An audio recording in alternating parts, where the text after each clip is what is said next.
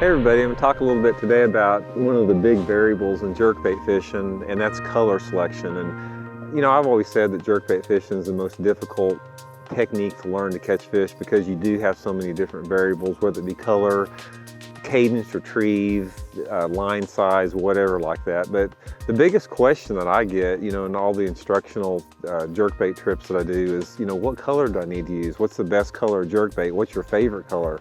My answer to that is I don't have any favorite color, and you don't have any way to really determine the best color of a jerkbait until you listen to the fish, because you'll hear people talk about jerkbait fishing and say, oh, you need to use this color under this condition or this color under that condition.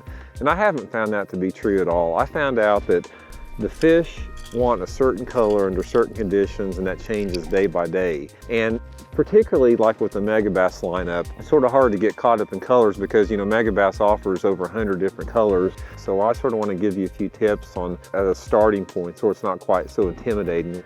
Basically, I like to classify my jerkbait colors into 3 different colors without going into the specific color patterns of each jerkbait. Within the Megabass line, which I use, is you've got 3 basic different colors. You've got what's called the GG finish, which is the metallic finish, like this. You've got the SP finish, which is the translucent finish, it's sort of the see-through. And then you have the PM finish, which is the flat matte finish, like this. And when you're talking in terms of jerkbait colors to select, this is what you need to focus on. You need to focus on, do I want a metallic finish? Do I want a see-through finish? Or do I want a matte flat finish? Don't get caught up in like specific colors, because I've heard so much in jerkbait fishing, somebody will say, well, the only thing they want is the table rock shad, like this. This is the one they want. And then the very same day you'll hear somebody say, well, the only thing they're gonna bite's a pro blue. So don't get caught up in that specific color. Think in terms of metallic side, clear side, or flat finish side. So when you get out there, one of the questions you have to ask yourself is, you got to start somewhere. It's like, what color do I use to pick under what conditions? Water clarity and sky conditions, to me, are the biggest 2 factors in determining what colors to select. Basically, just for the 101 jerkbait fishing, what you want to remember is anytime you have clear water, which I consider clear water visibility over 4-foot visibility, I like to go with the translucent finishes, the SP finishes like this. It reflects a lot of see-through light in there. It's a little bit more subtle, seems to work a little bit better. When you're fishing cloudy days, or days that the water clarity may have a little bit of stain to it, like say 2 to 3 foot of visibility, I like the flat finish, the matte finish like this. Seems like it'll produce a little bit better in cloudy weather. And if you're fishing sunny, partly cloudy days, and that typical jerkbait water clarity, which is 3 to 5 feet, a lot of times I'll go with the metallic finish like that. Also, if it's windy, the metallic finish seems to work a little bit better. Those are 3 particular guidelines like that. But the thing to remember on jerkbait fishing is don't get locked up into color. The thing that you want to remember is the first fish of the day, number 1, tells you that there's fish in this area. And here's an example of the way I like to start the day. Say I go out and I start out throwing the table rock shad on a main lake point, and say I catch one.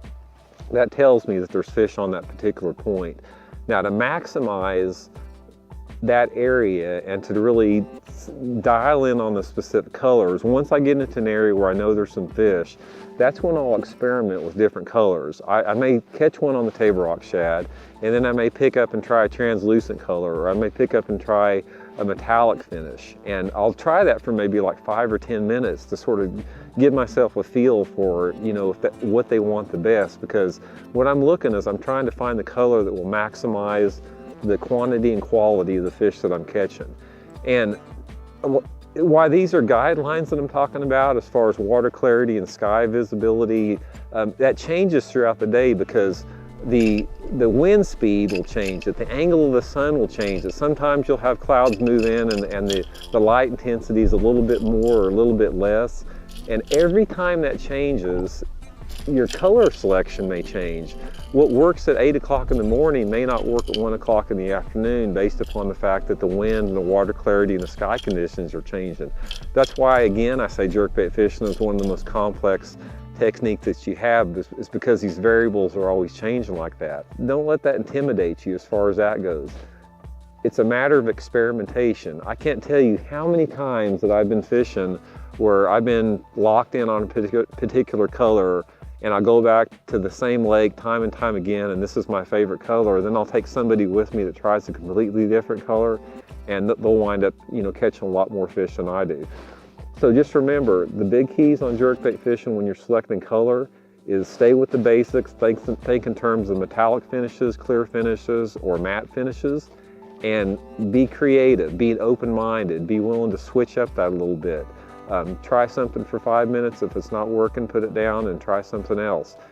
Just using this system will take a little bit of that intimidation factor away from it and add up to a little bit more success to your jerkbait fishing.